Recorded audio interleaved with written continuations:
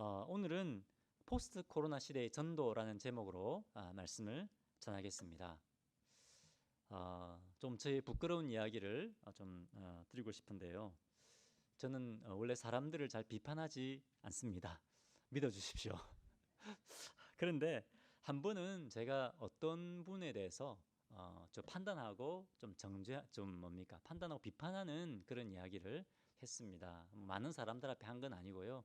저와 친분이 있는 사람 앞에 이 말을 했습니다. 다른 사람한테는 아무도 제가 얘기를 하지 않았습니다. 제가 참 교만했죠, 그죠? 사람을 쉽게 이렇게 판단하고 비판하고 그랬습니다. 근데 하나님께서 그것을 기뻐하지 않으셨습니다. 얼마 후에 제가 판단했던 것, 제가 비판했던 것과 똑같이 다른 사람들에게 제가 비판받고 판단받게 하셨습니다. 굉장히 고통스러운 시간을 보내게 하셨습니다. 근데 그 고통스러운 시간을 통해서 하나님께서 그것을 기뻐하지 않으시는구나 하는 것을 제게 깨닫게 주셨습니다. 회개하게 하셨습니다. 하나님께서 저를 미워하기 때문에 이런 고통을 겪게 하셨을까요? 저를 사랑하시기 때문에 그랬습니다. 제가 좀 더 주님을 닮아갈 수 있게 하기 위해서 그런 고통의 시간을 겪게 하신 겁니다. 우리 하나님께서는 지금도 살아계시고 우리 삶 속에 일하고 역사하고 계십니다. 우리가 잘하면 막 하나님 기뻐하십니다. 복 주십니다. 축복하십니다. 하지만 또 우리가 범죄하면 어떻습니까? 하나님 뜻대로 행하지 않으면 때로는 힘들고 어려운 또 징계의 시간도 갖게 하십니다. 그러한 것들을 통해서 하나님은 우리 성경 말씀을 통해서 우리에게 분명히 말씀하십니다. 말씀이 제일 중요합니다. 하지만 그 말씀의 원리에 근거해서 우리의 삶 속에서 우리의 삶을 통해서도 말씀하시는 분이십니다. 우리는 지금 이전에 상상할 수도 없었던 그런 어려움의 시간을 보내고 있습니다.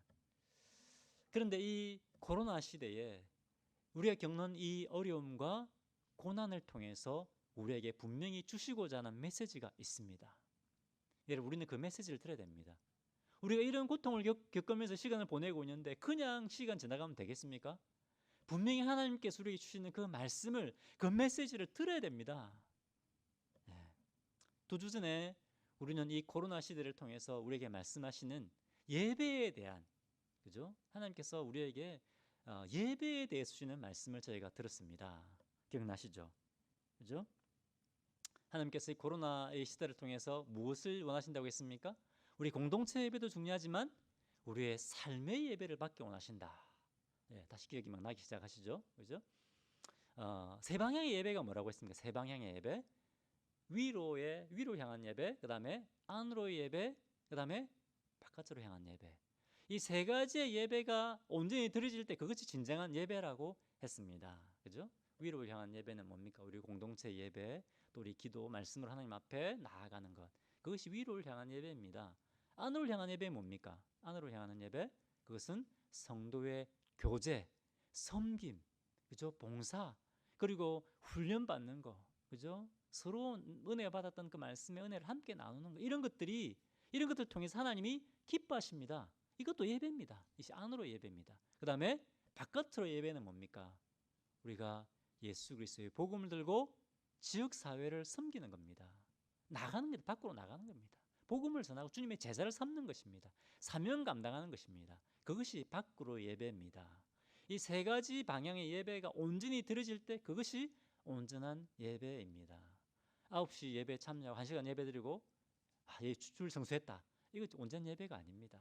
세 가지 방향, 온전한 예배를 받기 원하신다고 저에게 말씀하셨습니다. 자, 오늘은 이 바깥으로의 예배, 그죠? 특별히 이 전도와 제자 삼는 것, 사명을 감당하는 그 예배에 대해서 하나님께서 오늘 우리에게 말씀하시기를 원하십니다. 바깥으로 나온 예배, 복음 전도와 제자 삼는 사명. 여러분 오늘 본문에 보면 우리만 이렇게 모이기 힘든 것이 아니라 우리 교회는 그렇게 잘 모이는 편입니다. 대부분 교회는 지금 거의 잘 모이지 못하고 있습니다. 우리도 이렇게 잘 모이지 못하는 것처럼 오늘 본문에 보면 예루살렘 교회의 성도들도 모이지 못하고 다 흩어지고 말았습니다. 다 흩어지고 말았습니다. 본문 보겠습니다. 8장 1절 보겠습니다. 사울은 그가 죽임당함을 마땅히 여기더라. 그날에 예루살렘에 있는 교회에 큰 박해가 있어 사도 외에는 다 유다와 사마리아 모든 땅으로 흩어지니라. 어떻게 됐다고요? 다 흩어지고 말았다는 겁니다. 다 흩어질 수밖에 없는 그리고 박해가 일어났다는 겁니다. 7장에 보면 스데반이 순교를 당합니다. 그가 죽임을 당했다고 했는데 이 사람은 바로 스데반이죠. 스데반이 순교를 당하고 그리고 오늘 본문에 보면 예루살렘 교회에 큰 박해가 일어나서 성도들이 다 흩어질 수밖에 없었습니다. 뭐 때문에 이런 고난과 이런 박해가 일어났습니까? 복음 전도 때문에 그렇습니다. 성도들이 사명 감당하니까 이런 고난이 온 겁니다. 환난과 핍박이 온 겁니다. 사도행전 2장과 3장을 쭉 읽어보십시오. 성령 침례받은 성도들이 위험을 무릅쓰고 나가서 담대하게 예수 그리스도의 이름을 전합니다. 우리를 위해 십자가에 죽으시고 죽음을 이기시고 부활하신 그 부활의 주님을 예수님의 이름을 전거했습니다. 그러니까 불과 40일 전에 예수님을 십자가에 못 박아 죽였던, 예수를 십자가에 못 박아라 외쳤던 이 유대인들이 어떻게 합니까? 이 말씀을 듣고 형제여 우리가 어찌할꼬, 우리가 메시아를 십자가에 못 박아 죽였구나, 우리가 어찌할꼬, 이렇게 하면서 사람들이 회개하고 예수님의 제자가 되기로, 자기가 십자가에 못 박아 죽였던 이 예수님의 제자가 되기로 결단을 하게 됩니다. 그리고 점점 더 많은 사람들이 이 교회로, 그죠? 예수님의 제자가 되고 이 교회로 조인해서 교회가 점점 더 부흥하기 시작했습니다. 핍박이 있어도 교회가 더 부흥하는 겁니다. 그런데 교회가 부흥하면 부흥할수록 어떻게 됩니까? 핍박은 더 심해지는 겁니다.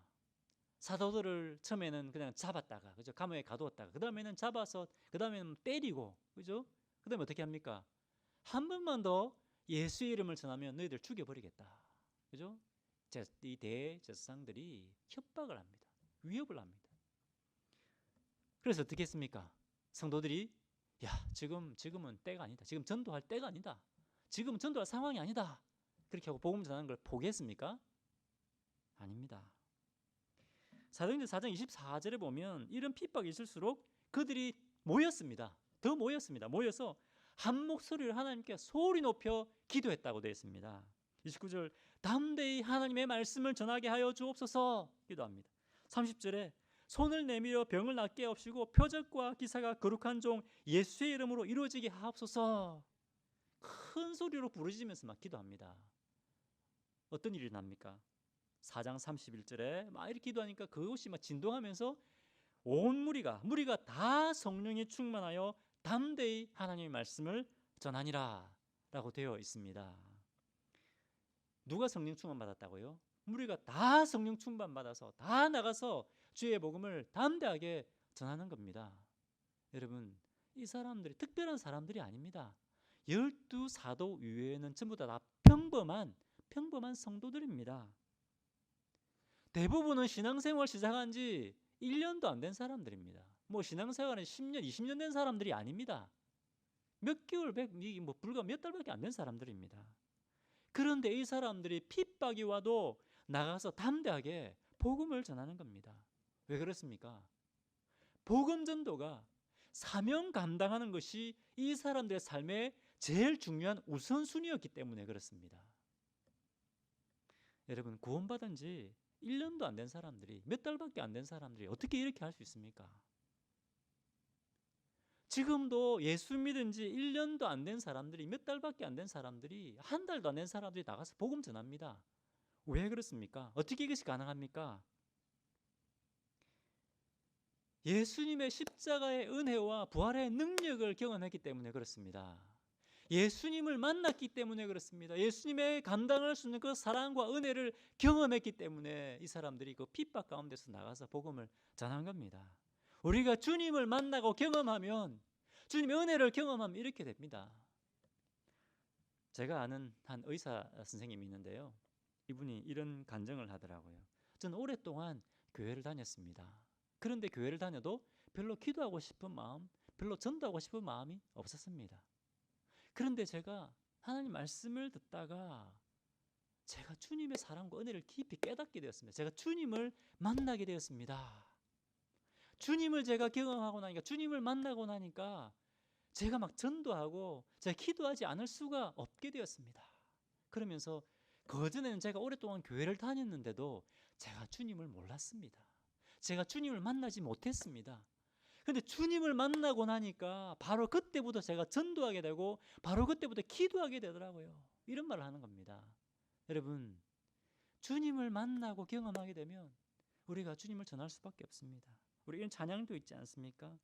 주님의 사랑이 같이 한번 경험하면 주의 사랑 모두에게 전하고 싶으리. 이런 찬양이 있지 않습니까?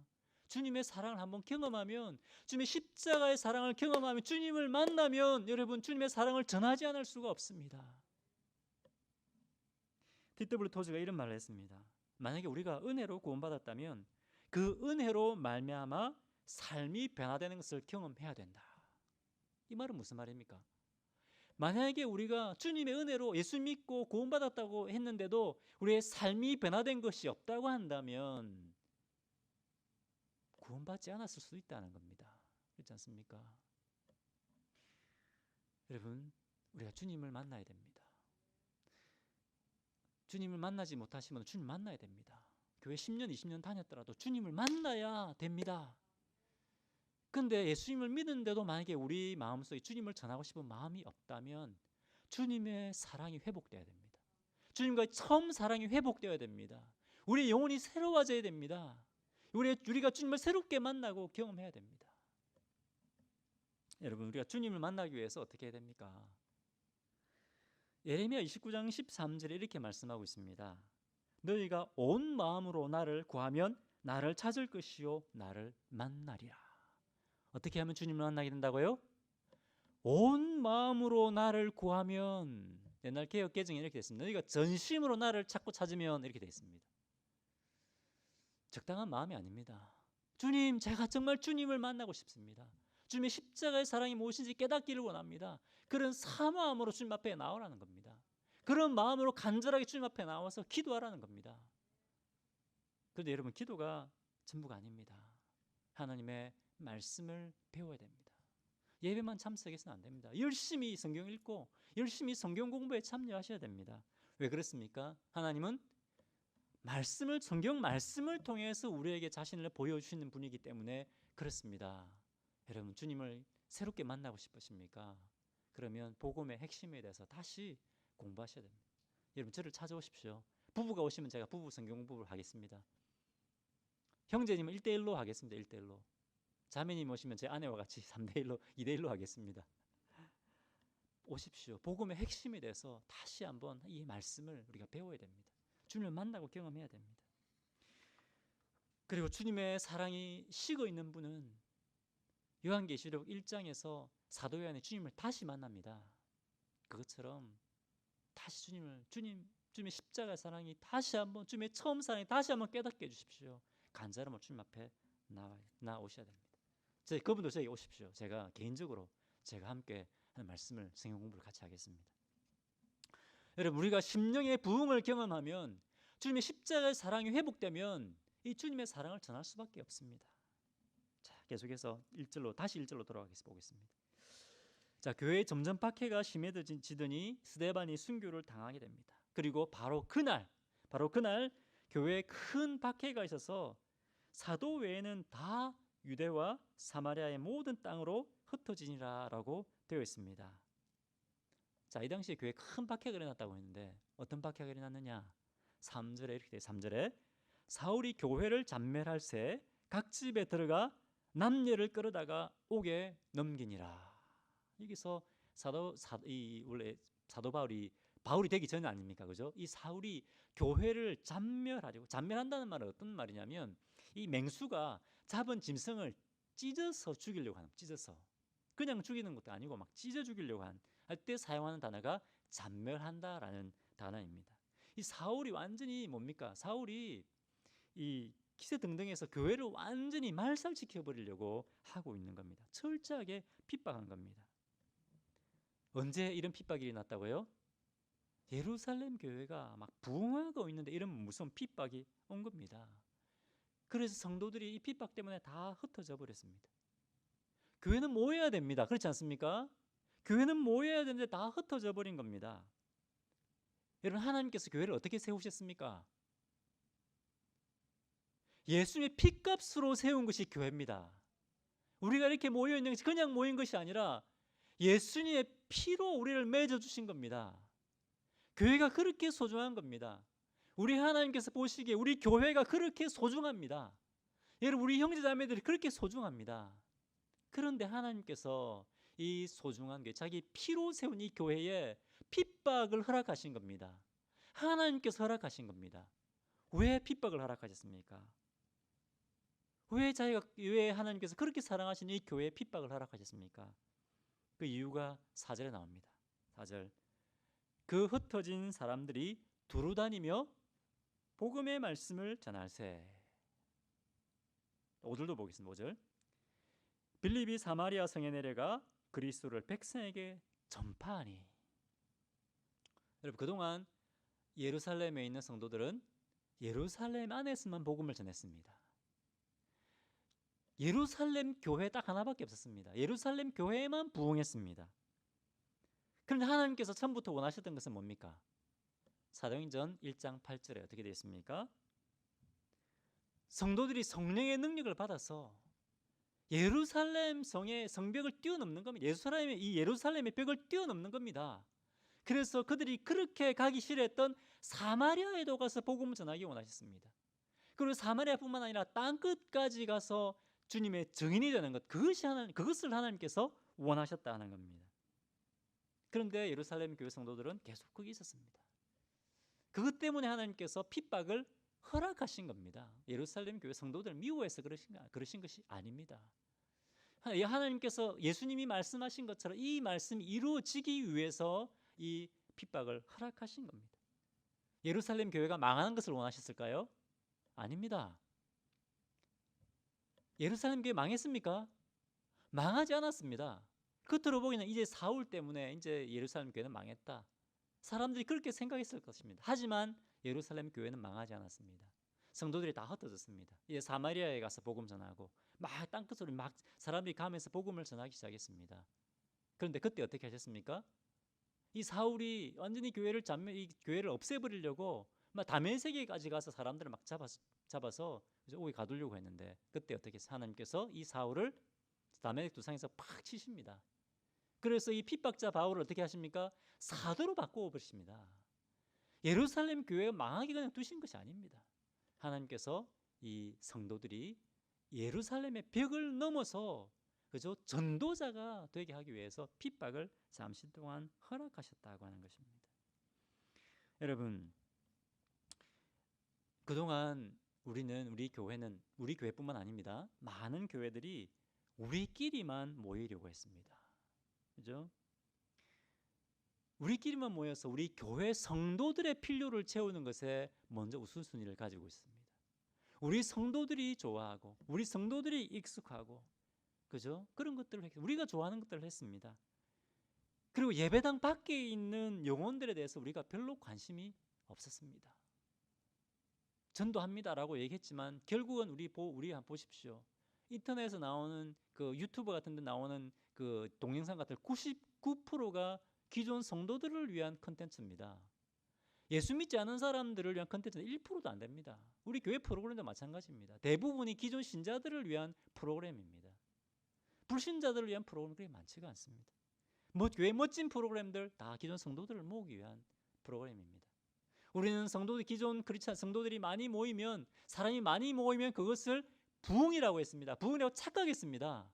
근데 하나님께서 이 코로나 시대를 통해서 어떻게 했습니까? 교회를 다 흩어버렸습니다. 더 이상 예배당에 모이지 못하게 했습니다.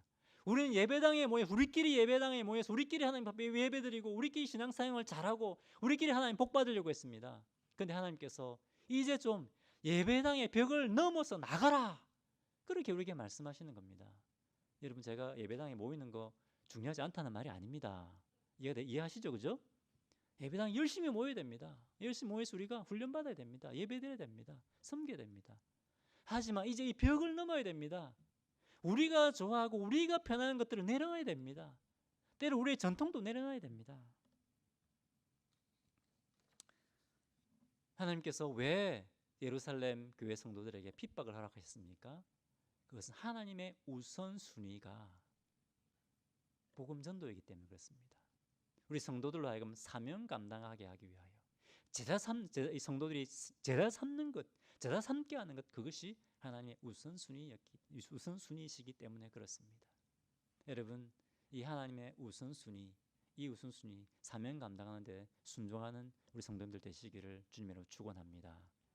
첫 번째 포인트는 우리 하나님의 우선순위는 우리가 복음 전도하고 제자 삼는 것이다, 사명 감당하는 것이다 라는 것이었습니다. 자, 두 번째 포인트입니다. 자, 그런데 이 초대교회 성도들, 이 예루살렘 교회 성도들에게 이런 핍박이 왔는데 성도들이 이런 핍박이 와도 복음 전도하는 것을 포기하지 않았다고 하는 겁니다. 다시 1절 보겠습니다. 그날에 예루살렘에 있는 교회에 큰 박해가 있어 사도 외에는 다 유다와 사마리아 모든 땅으로 흩어지니라 되어 있습니다. 자, 수많은 성도들이, 예루살렘 성도들이 핍박 때문에 자기의 삶의 터전을 떠나야 했습니다. 예루살렘을 떠나야 했습니다. 복음 때문에 홈리스가 된 겁니다. 여러분, 복음 때문에 홈리스가 된 거예요. 떠돌이가 된 겁니다. 여러분 같으면 어떻게 하시겠습니까? 하나님 원망하지 않겠습니까? 하나님 이게 뭡니까? 지금 재앙 중에 재앙을 지금 겪고 있는 겁니다. 그런데 여러분, 이 사람들이 믿음 생활한 지 오래됐습니까? 얼마나 됐습니까? 기껏해야 몇 달밖에 안 된 사람들입니다. 그런데 예수 믿는 지 몇 달밖에 안 된 사람들이 예수 믿는다는 것 때문에 이런 지금 고난을 겪어야 되는 겁니다. 이 사람들 가운데 사울에게 찾아가 가지고, 사울, 정말 제가 큰 실수했습니다. 저 용서해 주십시오. 다시 이제 예수 안 믿겠습니다. 이렇게 하면 예루살렘 떠나지 않아도 됩니다. 그죠? 그럼 그냥 예루살렘 머물 수 있습니다. 그런데 성도들은 어떻게 했습니까? 자기의 믿음을 지키기 위해서 자기의 삶의 터전을 떠났습니다. 어떻게 했다고요? 믿음을 지키기 위해서 자기의 삶의 터전을 떠났다니까요. 근데 우리는 어떻습니까? 많은 사람들이 자기의 삶의 터전을 지키기 위해서 믿음을 차선으로 돌립니다. 그렇지 않습니까? 우리가 늘 그런 유혹 가운데 있습니다. 여러분, 우리는 어떻습니까? 우리는 우리의 믿음을 지키기 위해서 우리의 삶의 터전도 떠날 수 있습니까? 우리 자신을 한번 잘 돌아봐야 됩니다. 그리고 이 사람들이 그냥 흩어진 것이 아닙니다. 가는 곳마다 말씀을 전하고 제자를 삼았습니다. 이 사람들이 사도들입니까? 사도들 아닙니다. 사도들만 예루살렘에 남고 많은 사람들이 흩어졌습니다. 이 사람들이 믿음을 포기하지 않고 복음을 전하는 겁니다. 여러분, 이것이 바로 예수를 믿는 겁니다. 예수를 믿는다고 하는 것은 이런 것입니다. 어떤 어려움이 와도 자기 믿음을 포기하지 않고 믿음을 붙드는 것, 그것이 예수 믿는 겁니다. 우리는 좀 어려움이 오면 어떻습니까? 지금은 이거 할 상황이 아니야. 그것이 아니라는 겁니다. 제가 25년 전에 한 달간 중국에 단기 선교를 갔었습니다. 그때는 막 중국 선교가 막 이렇게 본격적으로 시작되기 전이었습니다. 아직 핍박이 심할 때였습니다. 우리 CCC에서도 처음 이제 중국 선교 시작할 때 그때였습니다. 한 번은 이제 그때 이제 예배에 참여하려고 했는데 예배 장소가 부족하니까 예배를 드리려고 하면 밖에 서서 1시간 이상을 기다려야 예배에 참여할 수 있는 겁니다. 1시간 넘게 밖에서 기다렸습니다. 그래서 이제 겨우 이제 자리가 나서 이제 예배당에 들어가서 예배를 드리려고 했는데 예배당 안에 들어가 보니까 의자밖에 없는 겁니다. 뭐 피아노 같은 거 악기 아무것도 없습니다. 의자밖에 없습니다. 한 명이 딱 나와가지고 첫음을 딱 잡습니다. 첫음을 이렇게 하니까 어떻게 합니까? 악기도 없고 딱 이제 첫음을 잡으니까 하나님의 은혜로 있을 데 없는 자, 찬양하는 겁니다. 악기도 없어요. 그냥 사람 목소리로 그냥 찬양하는 겁니다. 의자도 푹신한 의자 아닙니다. 우리 그래 좀 푹신하지 않습니까? 그죠? 의자도 딱딱한 그냥 나무 의자. 그 나무의 의자에 앉아서 예배를 드립니다. 굉장히 불편합니다. 그런데 그렇게 불편해도 사람들이 예배 드리기 위하여 밖에 서서 1시간씩 기다렸다가 들어와서 예배를 드리는 겁니다. 이 사람들도 예수 믿은 지 얼마 안 되는 사람들이었습니다. 불편하고 그래서 고난이 있고 핍박이 와도 하나님 섬기고 예배드리기 위해서 모여드는 겁니다. 여러분, 우리는 이 사람들에 비하면 너무 편하게 믿음 생활하고 있지 않습니까? 조금 어려움이 오면 어떻습니까? 교회에서 조금 불편하면, 내 마음에 안 들면, 마음이 좀 불편하면 우리 불평하지 않습니까? 그죠? 우리 금방 불평하지 않습니까? 이 당시 예루살렘 성도들은 자기가 쌓아왔던 모든 것을 다 잃어버렸습니다. 그럼 어떻게 됩니까? 하나님 이게 뭡니까? 막 하나님 원망해야 되지 않습니까? 그죠?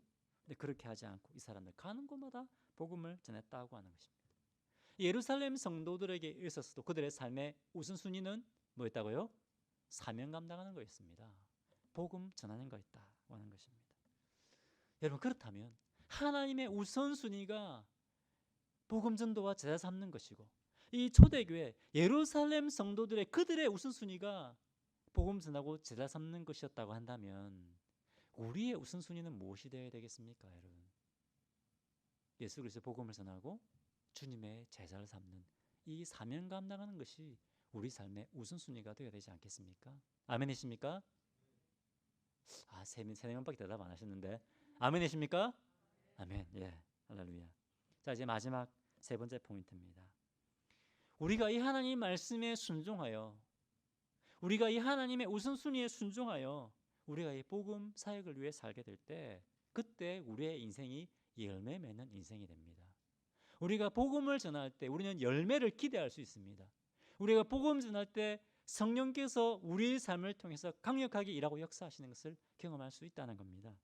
6절 보겠습니다.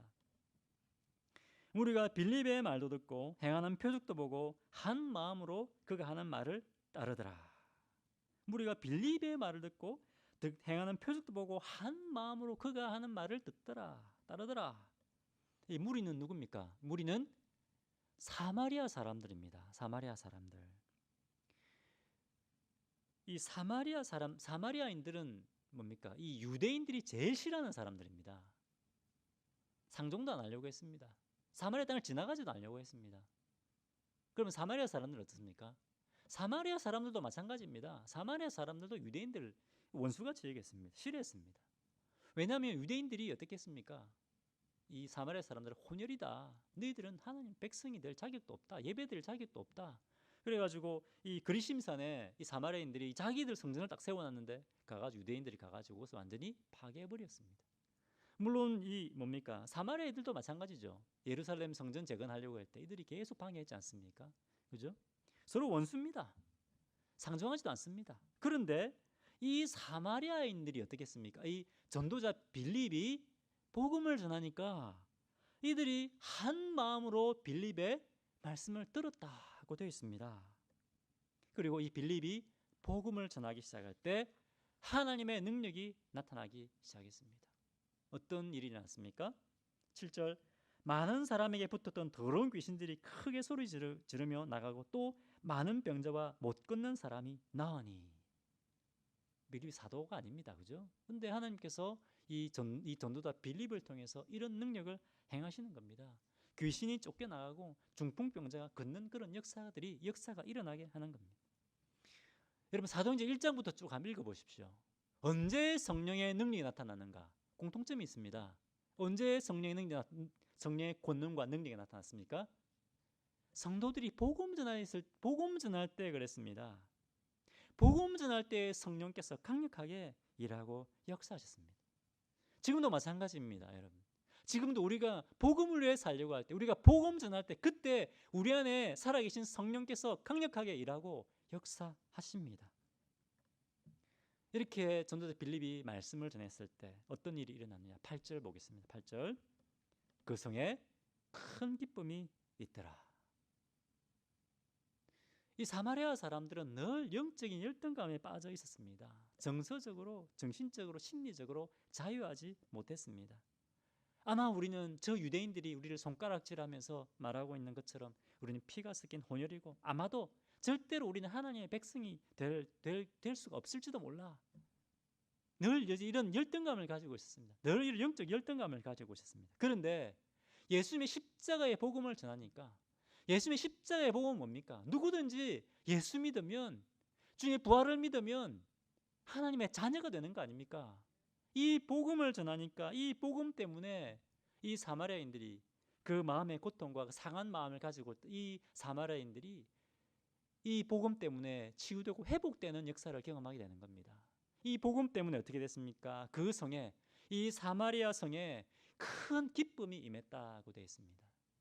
복음이 전해지니까 어떤 것도 줄 수 없, 이 세상에 어떤 것도 줄 수 없었던 그 큰 기쁨이, 은혜가 이 사마리아 성에 임했다고 하는 것입니다.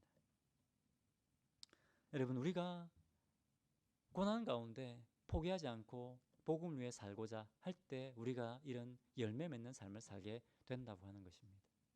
여러분, 사단은 얼마나 우리가 주님 뜻대로 살지 못하도록 방해 많이 합니까? 조금만 주님 뜻대로 살려고 하면 시험을 주지 않습니까? 아이고, 지금 이 갈 때가 아니구나. 아이고, 못하겠다. 그렇지 않습니까, 여러분? 우리가 그 가운데서도 믿음으로 우리가 붙들고 승리 주실 하나님을 우리가 바라보면서 믿음으로 나가야 됩니다. 예루살렘 교회 망할 것 같았습니다. 망했습니까? 안 망했습니다. 망하지 않습니다. 여러분, 배우 차인표 씨를 뭐 모르시는 분 계십니까? 아무도 안 계실 것입니다. 그죠? 예, 다 아시죠? 갑자기 드라마 이 제목이 생각이 안 나네요. 이제 인기 있는 드라마 있는데, 자, 이분이 또 컴패션 인터내셔널이라는 홍보 대사이기도 합니다. 아마 이분의 간증을 이미 들으신 분도 많이 계실 겁니다. 컴패션 인터내셔널은 제대로 먹지 못하고 제대로 교육받지 못하는 이 세상의 가장 가난한 아이들에게 예수님의 사랑으로 돌아보고 또 그들에게 교육도 시켜주고, 그리고 이 아이들이 잘 자라서 그 나라의 지도자가 될 수 있도록 돕는 그런 사역을 하고 있습니다. 이 아이들이 나중에 지도자가 되면 얼마나, 그죠, 영향력 있는 삶을 살게 되겠습니까? 원래는 자인표 씨가 이 홍보대사가 아니고 그 아내인 시네라 씨가 홍보대사였다고 합니다. 근데 그 아내가 뭐 급한 일이 생겨서, 사정이 생겨서 가지 못하게 되어서 자인표 씨가 대신에, 자기는 정말 가고 싶지 않았는데, 별로 가고 싶지 않았는데 인도에서 세계에서 가장 가난한 동네를, 그 마을을 방문할 수밖에 없게 되었다고 합니다.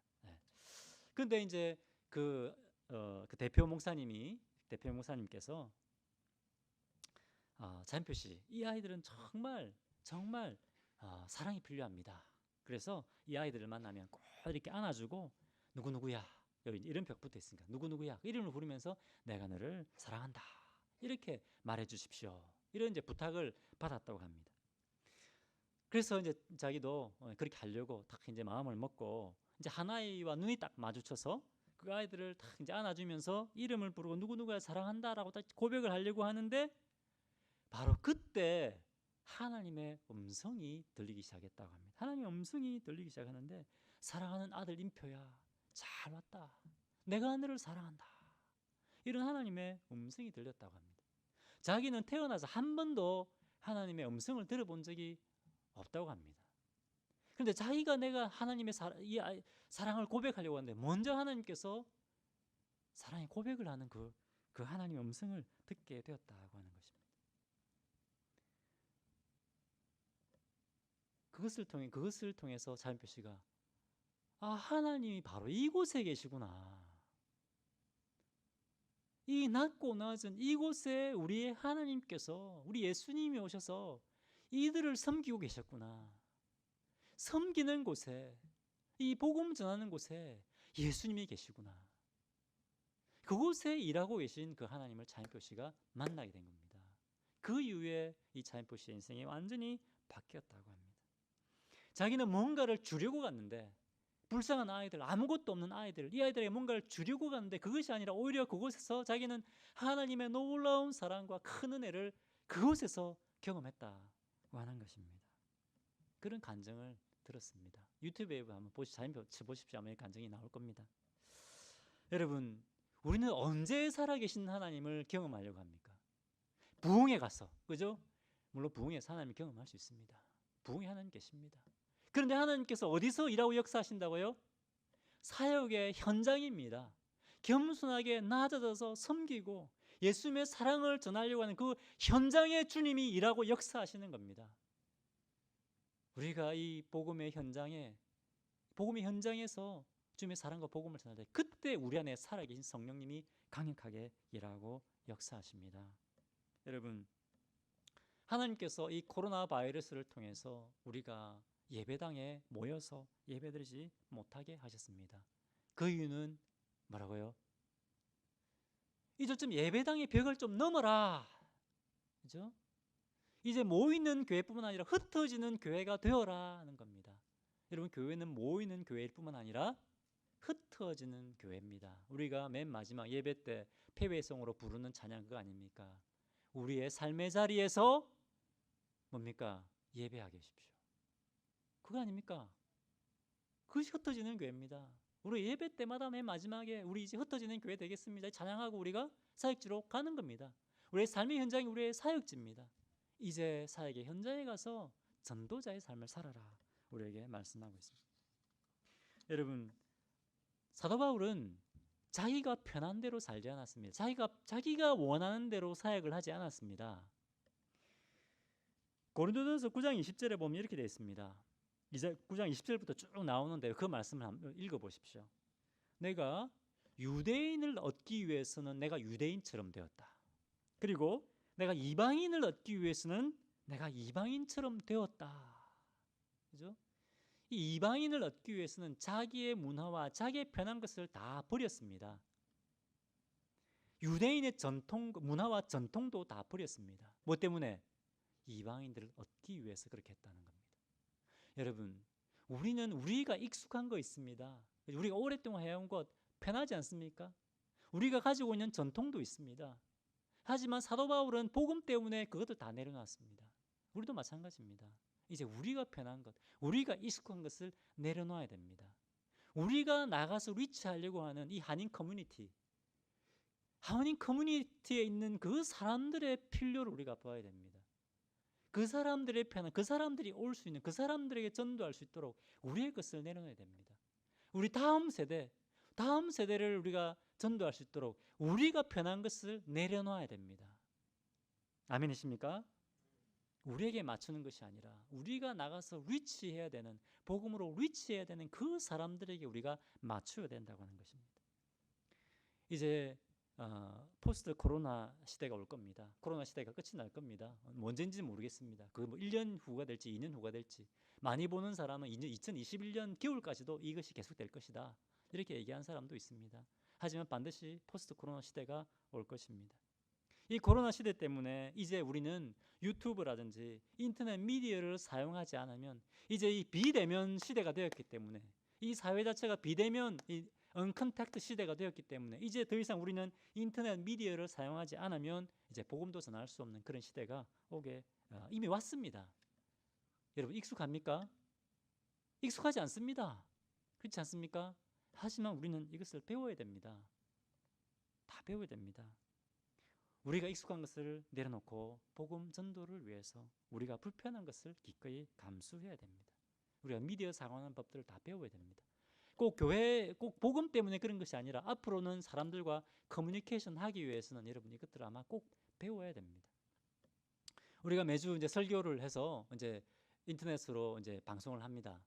그런데 할 때마다 제가 느끼는 것은 뭐냐면 이 뒤에 우리 배경이 너무 어두운 거예요. 여러분, 저만 느낌인지 모르겠습니다. 한번 설교할 때 한번 보십시오.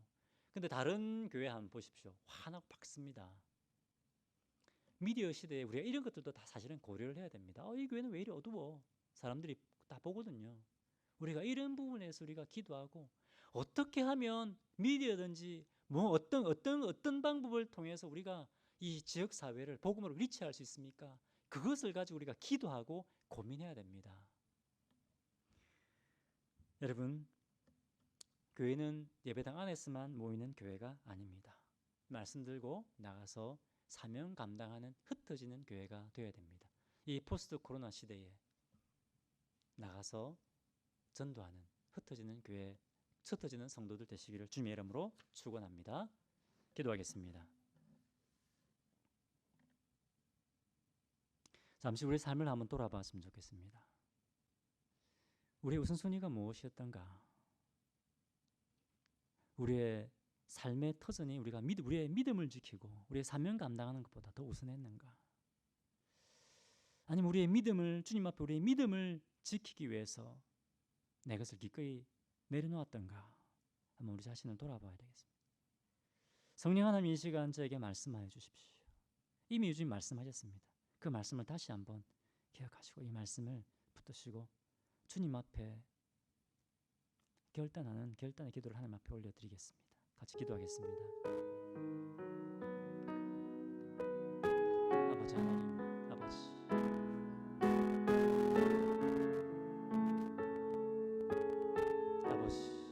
아버지 하나님, 아버지 주여, 성령께서 역사하여 주십시오. 성령께서 역사하여 주십시오. 아버지 하나님, 아버지 하나님, 아버지 말씀하여 주십시오. 아버지 말씀하여 주십시오. 아버지 말씀하여 주십시오. 아버지 결단하게 하여 주십시오. 주님, 무엇보다 예수 그리스도의 십자가의 은혜가 저에게 깊이 깨달아지고 영적 부흥을 경험하게 하여 주십시오. 아버지 기도하겠습니다. 할렐루야. 하나님 아버지, 시간 저에게 말씀하시니 감사합니다. 하나님 아버지, 이제 다른 어떤 것보다 무엇보다 저희 심령의 영적 부흥을 허락하여 주십시오. 주님을 인격적으로 깊이 만나지 못했다면 주님, 저희가 주님을 만나게 하여 주십시오. 예수 그리스도 십자가의 복음이 무엇인지 깨닫게 하여 주시옵소서. 주님의 십자가의 사랑을 깊이 깨닫게 하여 주시고 이 주님의 사랑과 은혜를 전하지 않으면 어찌할 수 없는 그런 놀라운 은혜를 저에게 허락하여 주시기를 원합니다. 하나님 아버지, 저희 교회를 붙들어 주시고 우리 형제자매들 붙들어 주시고 합니다. 이곳에 주님의 강력한 영광을 보여주시고 이곳에 우리 한 사람 한 사람이 주님의 강력한 영광을 보게 하여 주시옵소서. 그래야 하나님 아버지, 저희를 통하여 주님의 놀라운 영광과 구원의 능력을 저희를 통해서 나타내 보여주시기를 원합니다. 주님, 예배당 안에만 머물러 있는 종들이 아니라 나가서 흩어지는 교회, 복음 들고 나가는 주의 종들 되게 하여 주시옵소서. 감사드리며 예수 이름으로 기도합니다. 아멘.